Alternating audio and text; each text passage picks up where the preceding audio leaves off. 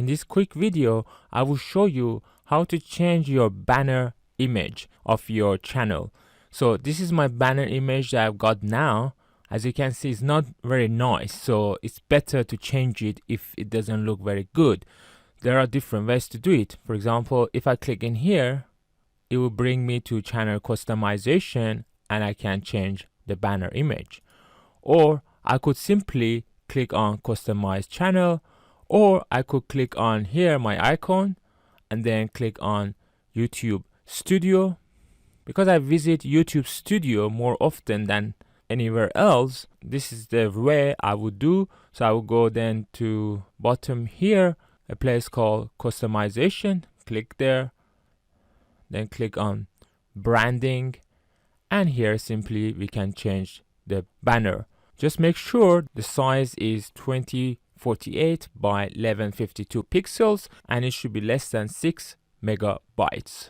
I strongly recommend you to watch this video till the end, because soon you will realize that it's not as simple as changing the banner. So if you go to your Photoshop or any other photo editing tool, you need to create a size in here of the width of 2048 width and a height of 1152. Then click on OK. So we got the frame set up in here, and now I will quickly create my banner. So I finished my banner and it looks like this. After you have saved and created your banner, go to here again and just simply click on change. Go to the folder that you have saved your banner, just simply select it and then click on open. Wow, as you can see, so this is the trick. So this area is viewable on TV. Okay, so if I bring my mouse in here, people on TV can see all this image. If I bring my mouse in here, this is the view that all the people on desktop can view. And if I bring it here, this is the area where people on all devices can view. So basically, the focus should be on this area. Not many people watch YouTube on TV, so it is important to keep the focus on viewable on all devices. So I'm gonna now edit the photo and make sure the focus is in here. Now I have just updated the banner.